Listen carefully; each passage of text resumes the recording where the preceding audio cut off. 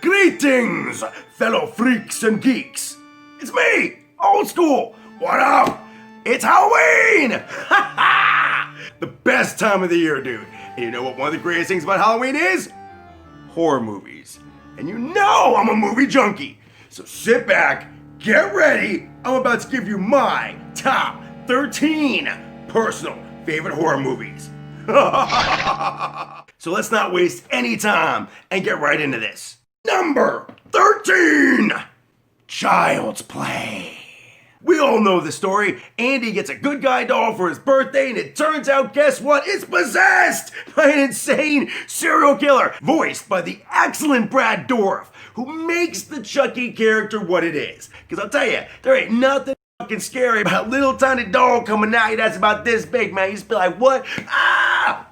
Oh, dude, like, it's not scary, but it's cool and it's hip, and it's from the 80s. There's so many good things about the Child's Play movie, dude, that stands out. It took a classic trope, turned it into something great. On to number 12, Night of the Creeps, the 1986 cult classic. It's the night of the big formal, when aliens just so happen to let one of their slug science experiments escape to Earth. They run around, get inside people's heads, and then all of a sudden, they're turning people into zombies! So, who can stop them? A gruff as nails cop. Two teenagers, man. We're talking about another 80s classic. It's got everything. It's like a John Hughes movie with aliens and zombies and invasions of the body snatcher throwbacks. But if you like the 80s vibe of mixing different genres together, that's a funny movie and also gory at the same time, go see Night of the Creeps, man. You will love this movie, dude. It should be more popular than it is. And now number 11, an entry from the horror master himself, Stephen King's It. I love me some Stephen King It. Now, first, if you for some reason have no idea what it is about, I'll give you a quick synopsis. It's Maine. Young group of kids, all of a sudden kids go missing. Why? There's an insane interdimensional demon clown eating everybody. This movie is about fear. It's one of Stephen King's greatest novels because it touches upon the basis of when human beings feel fear first as children and what scares human beings. This movie is the best adaptation Stephen King has got in years. And now we hit the top 10 with our first vampire entry, Fright Night. A classic twist on the Rear Window storyline where it's a quiet neighborhood. Dude moves in next door to a family. The son of that family is looking out the window with the binoculars. What does he see? Holy shit, oh my god, the guy's a vampire! Holy shit, Fangalicious, dude. He's biting everybody. He's killing all the hot chicks in town. Now, what sets this movie apart from all the other movies that puts it within the top 10? I'm gonna tell you right now, Roddy McDowell playing Peter Vincent. This movie was one of the first meta-style horror movies that incorporated other horror movies into one of its primary plot points. So having this Van Helsing Hammer-era actor actually have to take on real vampires in the real world and grow a sack to actually fight them and kill them is fantastic. Number 9, Night of the Living Dead, the original. The real issue of Night of the Living Dead is, who is going to kill each other first? The zombies outside getting in to kill you, or the people you're trapped in the house with? The characters literally start breaking down to the point where as the zombies are coming in, everything has deteriorated into pure chaos. That's what Night of the Living Dead has. It has tension and character development. It is the king, it's the prototype, it is why it is number 9 on my list. Number 8, Hellraiser. Dude, I'm not even sure what to think about this movie, man. This movie is fucked up, dude, seriously. This movie goes where no other movie goes, man. There's this dude, Frank, right? And he opens the box. That box is the gateway to hell. Don't open the box. Guess what comes out? Cenobites, chains, and hooks for days. I'm afraid. Number 7, Get Out. Get Out is the breath of fresh air that made me finally feel like Blumhouse had a reason to freaking exist. Because Blumhouse, you make it like, bagoo, jump scares. It's like, oh! It's like, oh, shit, jump scares. Ah! Get Out is on some different shit. That's on like some, it's more intellectually complex. But a black man meets a white girl. White girl wants to take him up to meet her family. Right? So when they get to meet the family, you know shit is off, dude! Like, so right away, things start getting freaking weird. Its general basis is the difference between white folk and black folk and getting along in today's society and addressing issues between us. But it does it in a horror environment. It sparked more conversation about the differences between our races in a year that seems to be based around trying to finally remove or solve American racism, right? No little feat. I love this movie because it's one of the most profound films made. Now, number 6, Nightmare on Elm Street 3.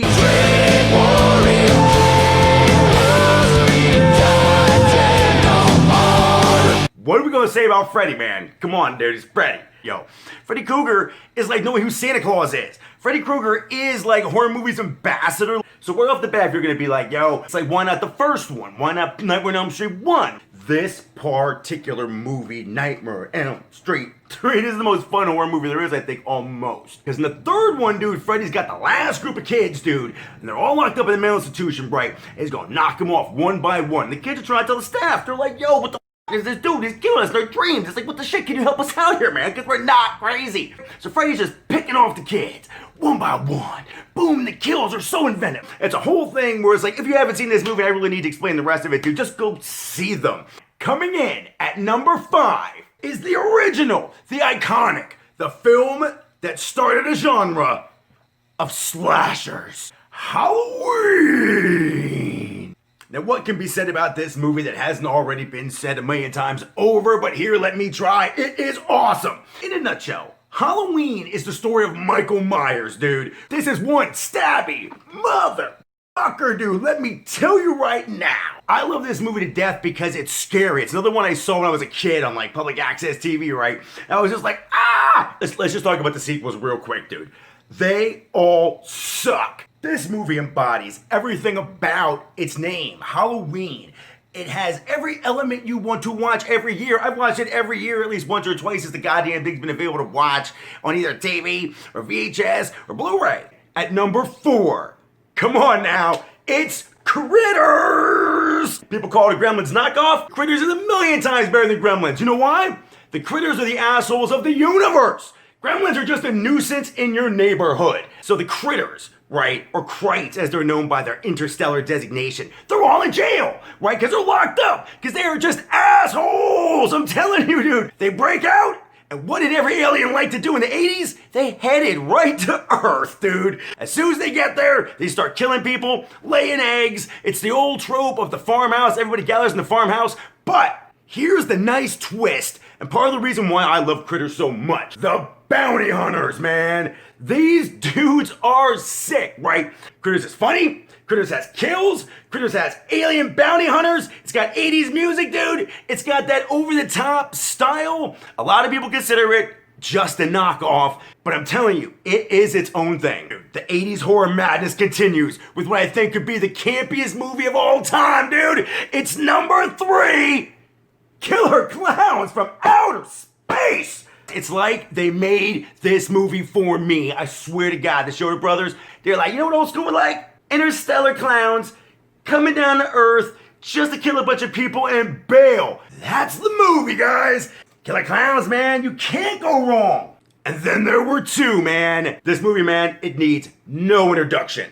It's Sam Raimi's Evil Dead 2. This is the movie that launched Bruce Campbell's career. This is the movie that launched a million imitators of cabin movies, man. There is so much I could say about Evil Dead 2, Evil Dead 1, and the third one, Army of Darkness. But to me, the entire trilogy is really only about Evil Dead 2. The whole Evil Dead series is all about the Book of the Dead. Bound in human flesh, inked in human blood. So there's this archaeologist, right? He finds the book, he takes the book up to a cabin. And that cabin also has to be a place where Ash took his girlfriend for the weekend, right? So next thing you know, man, the demons that were called forth by the archaeologist reading the passages start to manifest themselves. They kill Ash's girlfriend. Ash is trapped in the cabin, dude. He has to fight. This movie is the coolest shit of all time. And there is some scary moments, and it is gory, but it's more silly fun. I mean, any movie that has this in it, I love Evil Dead 2. It really was a tough call between this and my number one. Let's do this, man. It's time, dude. My number one personal favorite horror movie of all time, the punk masterpiece, Return of the Living Dead. If ever there was a movie that embodied every single solitary little tiny little thing I ever liked about a movie ever and put it in a 1 hour and a half roller coaster ride of chaos, nude graveyard dances, talking zombies, killers, self-aware jokes, the Pathmark guy, I mean, like, holy shit, dude, this movie, never gets old for me. I mean, like, I must have watched it about 4,000 times. Let me just calm myself down a little bit, man. I get passionate. Why do I love this movie so much, dude? The soundtrack, the punkers, the pacing, the editing. Tar Man, dude! But I'm telling you, man, I love a good, silly, fun, self-aware horror movie, dude. So there you have it, my children. I hope all of you had an awesome holiday. There's only a few more hours left to this Halloween, so now it is time to test out my experimental super serum. Let's see how this works. No, wait, seriously, guys. Thank you so much for the views. Thanks for watching this, and until next holiday, keep it scary.